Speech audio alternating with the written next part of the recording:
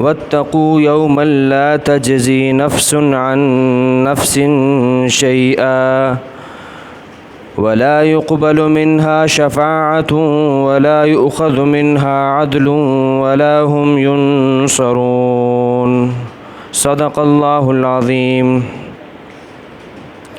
اے یعقوب کی اولاد، میری ان نعمتوں کو یاد کرو جو میں نے تمہارے اوپر کی ہیں، اور اس بات کو یاد کرو کہ میں نے تمہیں جہاں بھر کے لوگوں پر فضیلت دی ہے، اور اس دن سے ڈرو جس دن کوئی جان کسی جان کے کام نہیں آئے گی، اور اس دن کوئی سفارش قبول نہیں کی جائے گی، اور اس دن کوئی مالی معاوضہ نہیں لیا جائے گا، اور نہ ہی اس دن کسی کی مدد کی جائے گی۔ سورۃ البقرہ کی آیت نمبر 47 اور 48 آپ کے سامنے تلاوت ہوئی۔ دعا فرمائی اللہ تعالیٰ آیات کا صحیح مفہوم آپ کے سامنے عرض کرنے کی توفیق عطا فرمائے۔ چھٹا رکوع شروع ہوا ہے۔ 5ویں رکوع کے اندر ہم نے یہ بات پڑھی کہ اللہ رب العزت نے ایک خاص قوم یہود اور نصارہ کو خطاب کیا، ان کو ایمان کی دعوت دی، اور ان کو ایمان کی دعوت دینے کے لیے اللہ رب العزت نے فرمایا کہ تم میں نے جو تمہارے اوپر نعمتیں کی ہیں ان کو یاد کرو۔ 8 چیزوں کا حکم دیا، 4 چیزوں سے منع کیا۔ کہا نعمتوں کو یاد کرو، ایمان لاؤ، نماز پڑھو، زکوٰۃ دو، باجماعت نماز پڑھو، اور پھر فرمایا ساتھ ساتھ یہ بات بھی فرمائی کہ اس چیز پر ہم تمہیں ایمان لانے کا کہہ رہے ہیں جو وہ ایسی چیز ہے جو کہ در حقیقت تمہاری کتاب ہی کی تصدیق کرنے والی ہے، اور یہ مشکل کام ہے، اس میں تمہیں حق کو چھپانا، حق کو مت چھپاؤ، حق کو گڑبڑ مت کرو، بلکہ یہ مشکل کام ہے۔ ان مشکل کام کو کرنے کے لیے ہم تمہیں بتاتے ہیں تمہارے آڑے جو چیز آئے گی وہ آئے گی مال کی محبت اور اپنی جاہ کی محبت، اپنے عہدے اور منصب، اور جو تمہیں اس وقت عہدہ ملا ہوا ہے، تمہاری ایک مدینہ میں ایک شان ہے، تمہارے پاس لوگ آتے ہیں تو یہ تمہارے آڑے آئے گی کہ اگر تم حضور پر ایمان لے آئے تو یہ سب کہاں جائے گا۔ تو فرمایا کہ اس چیز پر رکاوٹ جو بن رہی ہے مال کی محبت اور جاہ کی محبت، اس کو ختم کرنے کے لیے تم صبر کو اپناؤ اور نماز پڑھو۔ صبر کے ذریعے سے تمہاری مال کی محبت ختم ہوگی، آہستہ آہستہ جب تمہاری خواہشات ختم ہوں گی تو خواہشات کو کم کرو گے، صبر کرو گے تو ایک وقت آئے گا کہ تمہارے لیے جو مال کی محبت آج تمہارے لیے ایمان لانے سے رکاوٹ بن رہی ہے یہ تمہارے لیے ختم ہو جائے گی، اور جاہ کی محبت یعنی عزت اور عہدے اور منصب کی محبت جب تم نماز پڑھو گے اور عاجزی سے اللہ کے سامنے کھڑے ہوگے تو اللہ کے سامنے عاجزی سے کھڑا ہونا یہ تمہارے لیے یہ ایمان لانے میں تمہاری مدد کرے گا۔ اب اللہ رب العزت اس چھٹے رکوع کے اندر دوبارہ بنی اسرائیل کو خطاب کر رہے ہیں، اور خطاب میں دوبارہ اللہ تعالیٰ فرماتے ہیں میری نعمتوں کو یاد کرو۔ آگے پھر ایک سلسلہ چل رہا ہے، تقریباً 14ویں 15ویں رکوع تک اللہ تعالیٰ نعمتیں ہی گنوا رہے ہیں ان کو، تم میری نعمت یاد کرو، فلاں نعمت یاد کرو، تم نے فلاں نعمت میری جھٹلائی تھی تو یاد کرو میں نے تمہیں کس طرح پکڑ کی تھی۔ تو اللہ تعالیٰ بتا تو نہیں رہے ہیں، لیکن ساتھ میں مسلمانوں کو بھی کہہ رہے ہیں کہ دیکھو ہم نے ان کو نعمتیں دی تھیں لیکن انہوں نے ہماری نعمتوں کی قدر نہیں کی اور ہماری نافرمانی کی، تو یہی معاملہ تمہارے ساتھ بھی ہو سکتا ہے، جو ہماری تمہارے اوپر نعمتیں ہیں تم ان نعمتوں کو یاد کرو۔ اللہ تعالیٰ فرماتے ہیں سب سے پہلے تو کیا فرمایا یہاں پر، اے بنی اسرائیل، دوبارہ وہی خطاب، تم نبی کی اولاد ہو، تم اسرائیل یعقوب کی اولاد ہو، تم اپنی اصل پہچانو، اصل کو پہچانو اور میری نعمتوں کو یاد کرو جو میں نے تمہارے اوپر نعمتیں کی ہیں۔ اللہ رب العزت نعمتوں کو یاد دلوا کر رغبت کا پہلو ہے، یہ ایک ایسا پہلو ہے کہ جس سے انسان کو شوق پیدا ہوتا ہے۔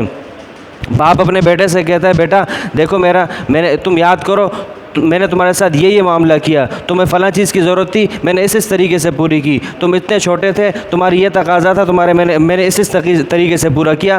تو آج باپ بیٹے کو نعمتیں یاد دلوا کر اپنا تقاضا رکھتا ہے، تو اللہ رب العزت بھی مثال ہے۔ اللہ تعالیٰ فرماتے ہیں کہ دیکھو آج میرا تم سے مطالبہ ہے تم ایمان لاؤ، جناب رسول اللہ صلی اللہ تعالیٰ علیہ وسلم پر ایمان لانا ہے، تو ان پر ایمان لانے کے لیے اللہ تعالیٰ اپنی نعمتیں یاد دلوا رہے ہیں، وہ نعمتیں جو ہم نے تمہارے آبا و اجداد پر کی تھیں۔ آبا و اجداد پر کی جانے والی نعمتیں وہ در حقیقت اپنے اوپر نعمتیں شمار ہوتی ہیں، تو تم انہیں یاد کرو۔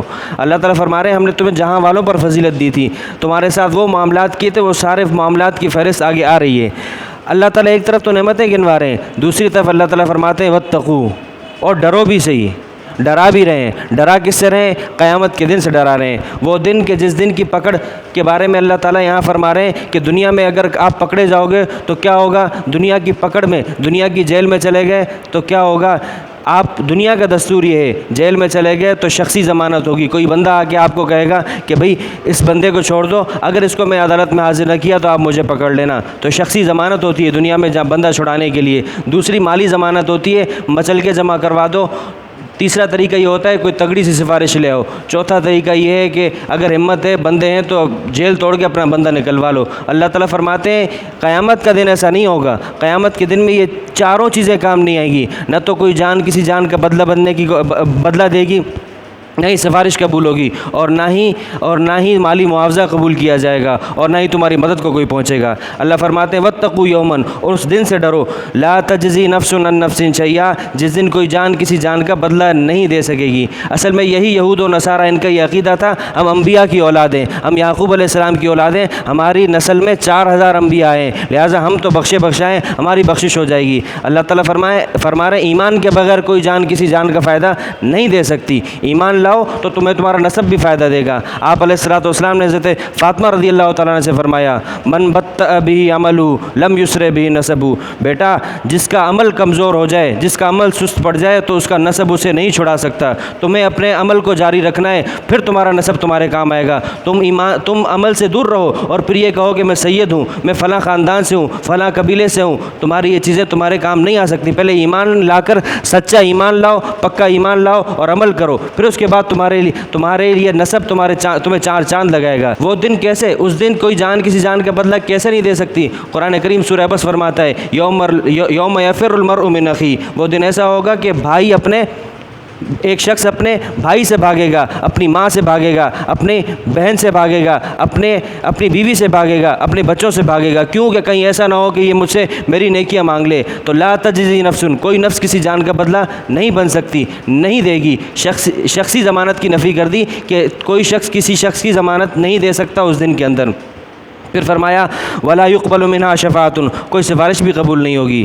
ہاں فرماتا ایمان لے آؤ تو تمہارا حافظ بچہ ہوگا تو وہ تمہارے لیے سفارش کرے گا، اگر تمہارے نیک لوگ تمہارے اندر شہید ہوگا تو وہ تمہاری سفارش کرے گا، لیکن ایمان نہ ہو، عمل نہ ہو تو پھر یہ چیزیں کوئی چیز سفارش نہیں بن سکتی۔ پھر فرمایا ولا يؤخذ منها عدل، کوئی شخص اس دن مالی ضمانت لے کر آ جائے، مچل کے جمع کروا دے۔ اللہ تعالیٰ نے قرآن کریم 6 پارے میں فرمایا لو ان لهم ما في الارض جميعا ومثله معه، اگر ان لوگوں کے پاس زمین میں موجود ہر چیز اور اس کے برابر بھی چیزیں ان کے پاس آ جائیں، کس لیے؟ لیفتدوا من عذاب یوم القیامہ، کہ وہ اس دن قیامت کے دن کے عذاب سے بچ جائیں۔ اللہ تعالیٰ فرماتے ہیں ما تقبل منہم، پوری زمین لے آؤ، زمین کے پورے خزانے لے آؤ، اس کے جیسی اور بھی چیزیں لے آؤ، ہم اس دن تمہارے سے قبول نہیں کریں گے۔ ایمان قبول ہوگا، ایمان لائے عمل لائے تو وہی قبول ہوگا۔ اس دن کی کرنسی ایمان اور عمل صالح، نیکی ہے، کوئی اور چیز، پیسہ کوئی اور وہاں کی کرنسی نہیں ہے۔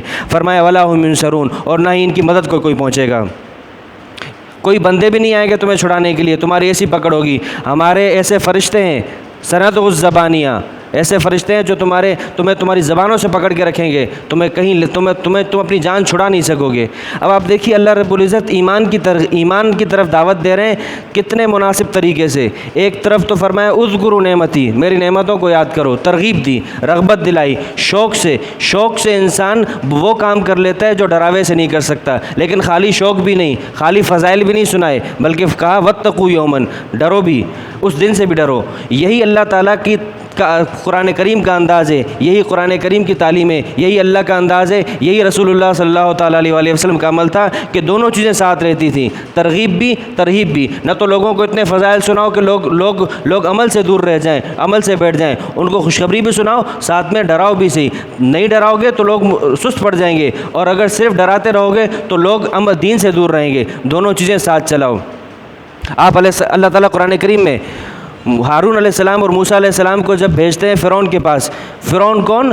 جس نے یہ دعویٰ کیا تھا انا ربکم الاعلیٰ، میں سب سے بڑا رب ہوں۔ اللہ تعالیٰ اس کی طرف تبلیغ کرنے کے لیے بھیج رہے ہیں موسیٰ علیہ السلام اور ہارون علیہ السلام کو۔ فرمایا قولا لہ قولا لینا، ارے اس سے نرم بات کرنا، سخت بات مت کرنا، ہو سکتا ہے سخت بات کرنے پہ وہ بگڑ جائے، نرم بات کرنا، نرم بات کرنے سے وہ نصیحت حاصل کر سکتا ہے۔ اب آپ دیکھیے آج ہمارا مخالف فرعون سے بڑھ کر نہیں ہوگا، اور آج ہماری دعوت ہم دائی موسیٰ علیہ السلام اور ہارون علیہ السلام سے بڑھ کر نہیں ہوں گے۔ جب موسیٰ علیہ السلام اور ہارون علیہ السلام جیسے انبیاء کو، داعین کو یہ دعوت دی جا رہی ہے کہ تم فرعون جیسے رب کا دعویٰ کرنے والے سے نرمی سے بات کرو۔ ہم کس کھیت کی مولی ہیں؟ ہمیں اگر کسی کو دین کی طرف بلانا ہے تو ہم نے کس طریقے سے بات کرنی ہوگی؟ نرمی سے بات کرنی ہوگی۔ قولا لہ قولا لینا، فرعون سے نرمی سے بات کرنی ہے تو آج ہمارا مخالف، آج ہماری تبلیغ میں بھی سختی نہیں ہونی چاہیے، اس میں بھی ترغیب ہو، ترہیب ہو۔ اور دوسری چیز، اگر کوئی، آج ہمارا معاشرہ یہ ہے کہ اگر بچے کو پڑھانا ہے، مدرسے میں داخل کیا تو استاد کے مزاج یہ بن گیا ہے کہ بچے کو مار کے پڑھانا ہے۔ قرآن کا ہی مزاج نہیں ہے۔ قرآن کہتے ہیں الرحمن علم القرآن، اللہ تعالیٰ فرماتے ہیں رحمان نے قرآن سکھایا۔ علماء نے لکھا ہے کیا وجہ ہے اللہ تعالیٰ نے رحمان کی صفت کو ذکر کیا کہ رحمان نے قرآن سکھایا؟ وجہ اس کی ہے کہ بتا دیا رحمت کے بغیر بچہ سیکھ نہیں سکتا، رحمت کے بغیر آپ کسی کو کچھ نہیں سکھا سکتے۔ اگر تم نے رحمت رکھنی ہے، ہم نے بھی اپنی رحمت کے پہلو کو غالب رکھ کر تمہیں قرآن سکھایا ہے، تم بھی بچوں کو سکھانا ہے تو رحمت کے پہلو کو غالب رکھو۔ نہ صحابہ کی سیرت میں، نہ آپ علیہ الصلوۃ والسلام کی سیرت میں، نہ تو علماء و مشائخ کی تاریخ میں ملتا ہے کہ انہوں نے بچوں کو پڑھانے کے لیے مارا ہو۔ قرآن پڑھا اور بچوں کو مارو، ایسا کیسے ہو سکتا ہے؟ ترغیب دو، شوق دلاؤ، بچہ دیکھو کیسے نہیں سیکھتا۔ تم بچے کو سفارشی قیامت کے دن یہ تیار کر رہے ہو کہ یہ تمہارے لیے قیامت میں سفارشی بنے گا، اور تم مار رہے ہو۔ کس منہ سے یہ بچہ تمہاری سفارش کرے گا؟ تم یہ اس بات کی امید رکھتے ہو کہ تم اسے مار مار کے ہلکان کر دو اور قیامت کے دن یہ تمہاری سفارش کرے گا؟ سوچنا چاہیے، ترغیب ہو، ترہیب ہو، دونوں چیزیں ساتھ رکھو۔ یہی قرآن کا مزاج ہے، یہی آپ علیہ الصلوۃ والسلام کا انداز تھا، یہی امت کے علماء، صلحاء، تابعین، صحابہ اور سلف و خلف کا یہ انداز تھا۔ اللہ تعالی ہمیں دین کی صحیح فہم عطا فرمائے۔ وآخر دعوانا الحمد للہ رب العالمین۔ اللهم لك الحمد كله ولك الشكر كله وإليك يرجع الأمر كله اللهم لا أحصي ثناء عليك أنت كما أثنيت على نفسك۔ یا اللہ یا رحمن